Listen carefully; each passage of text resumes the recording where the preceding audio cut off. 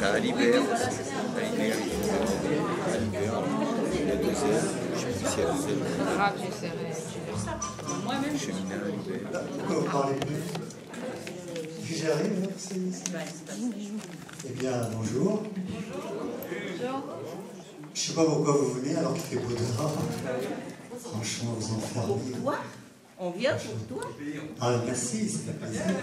Donc, Café Bavard, beaucoup de monde, en tout cas sur les listes des passages sur scène. Alors, il y a plein de tout, hein. Chaque cas d'artistes. Il y en a pour toutes les oreilles, ou presque. Il y a de la poésie, ne partez pas. Il y a du sketch. Et puis il y a comme d'habitude, pour ceux qui... Bon, alors... j'ai pas de musicien, parce qu'il a pas sa guitare. Il a pas envie de jouer, voilà. Donc je vais me débrouiller tout seul. Si je fais la musique, mais c'est ça. Si je veux faire la musique, Vanina est là. Ah oui, alors en fait, c'est mieux de parler sans micro, hein, ils sont plus proches de vous. En fait, il y a une règle qu'on essaye de mettre en place, c'est le temps. Le temps est notre maître. Donc, quand la clochette, elle sonne, la cloche qui est sur... Attends pour moi. L'artiste qui est sur scène, il doit entendre d'abord quand il commence à dépasser son timing. Il y a une clochette qui est douce. C'est la clochette du bouddhiste. Elle est zen, elle n'agresse pas, elle ne déroute pas l'artiste. Et donc après, si l'artiste lui dit rien à cirer, rien à foutre, elle est un peu plus vache, celle-là. C'est d'ailleurs, voilà, c'est la clochette du berger. Donc vous suivez la clochette du berger, donc là il faut vraiment s'arrêter. Et puis si la clochette du berger continue à sonner, là, je sais pas quoi. Là on va faire évacuer, on a des gros bras là-bas. Et donc on va faire évacuer. Là, c'est à vos risques et périls. Franchement. Oui, mais alors la durée? La durée, c'est... C'est le macaron, là. L'idéal. Alors, moi je dis toujours, on peut briller en 30 secondes. Je sais que c'est un challenge. 30 secondes sur scène avec des lumières, on brille. Donc, même quand on a du talent, donc c'est un pléonasme que de mettre des lumières. Bon, on brille. 30 secondes, briller sur scène, 3 minutes. Faire chez les gens, c'est la chose. Non, pas embêter les gens. Les gens, il ne faut pas les embêter. Ils ne sont pas là pour qu'on les embête, ils sont là pour passer un bon moment. Donc, ils n'embêtent pas les gens. Comment? Une chanson en moyenne, c'est... Une chanson, c'est 2 minutes. On a tout dit en 2 minutes. Quand tu fais une chanson d'amour, tu peux sauter à 1 ou 2, 3, voire 5 couplets. Ça ne mange pas de pain. Mais alors que de redire, ah là là, elle m'aime, je l'aime, elle me re-aime, je la re-aime, ça ne sert à rien. Les gens, ils ont compris. D'autres questions? C'est bon. Vous voyez les artistes, comment ils sont? Les artistes, c'est des cabotins. C'est des cannes-bottins. Et là, il est là-bas. Ils ont besoin de... La dernière fois, je vous signale, on nous a carrément piraté la scène. On l'a pris d'assaut. Il y avait une comédienne professionnelle, elle n'est pas là, j'espère. Elle nous a vraiment fait... comment dire? Chier. Elle nous a fait chier. Pendant... elle avait un truc de 3 minutes. Elle m'a dit, t'inquiète pas, je suis pro. Moi, ça m'inquiète déjà. Bon.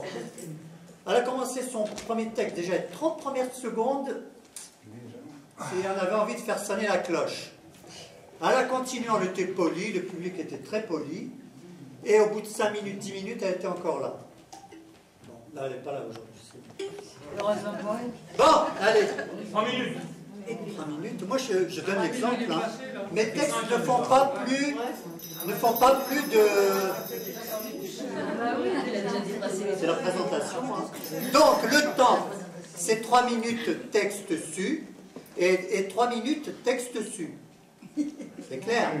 Si on fait moins, c'est bien. Si on fait moins, c'est bien. Voilà. Alors un petit texte.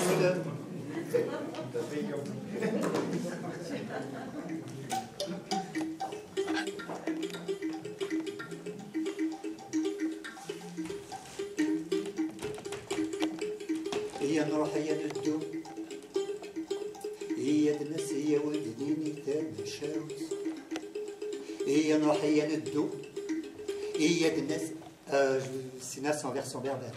Ah, okay. Bah oui, parce qu'on n'entend pas, mon cher. Ah oui, d'accord. Articule. Râleuse. Et alors, il y a le dos, il y a de nas, il y a de autrefois, les hommes de la terre ne connaissaient pas la couleur de leur sang. Mais ils connaissaient la couleur du sang des bêtes féroces et sauvages. Ils s'étaient imaginé que leur sang à eux, d'hommes blancs, était blanc puisqu'ils étaient blancs. Celui des hommes jaunes, jaune, celui des hommes noirs, noir, et ainsi de suite, celui des hommes gris, s'il y en avait, serait gris. Mais de tout cela, l'homme blanc des civilisations futures n'en avait pas la certitude, et pour s'en assurer, il lui fallait verser le sang, pas le sien, celui des autres. Il alla donc chercher querelle aux hommes paisibles de la terre. D'abord, il versa le sang du peuple noir. Et quand le sang du peuple noir eut coulé, il constata qu'il n'était pas noir, mais rouge. Rouge, comme celui des bêtes féroces et sauvages. Le peuple blanc confisqua alors les terres de ces hommes bêtes et sauvages. L'homme blanc, devenu maître de la terre, continua de verser le sang de tous les peuples, de toutes les nations. Quand le sang eut coulé, il constata que le sang de tous les hommes était rouge, rouge comme rouge. Et le sang des hommes blancs, de quelle couleur est-il? Eh bien, eux, ils pensaient qu'il était blanc, puisqu'ils étaient blancs.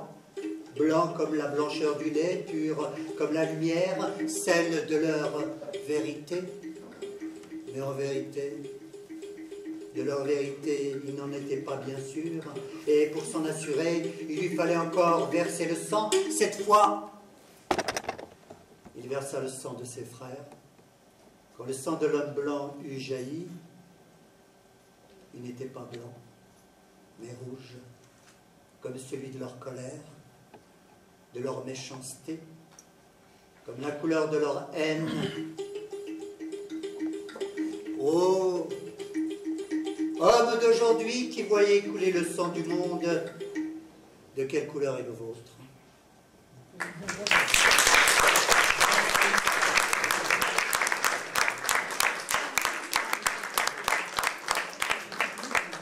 Alors on va appeler un humoriste pour rire un peu. J'ai demandé à Paolo de venir. Il ne s'y attendait pas. C'est bon, Paolo? Ah, il ne s'y attendait pas. Là, j'ai fait un sacré coup vache, là. Il voulait être dans la deuxième partie. Ah, tu ne t'y attendais pas? Non, non, mais c'est bien. Il est content.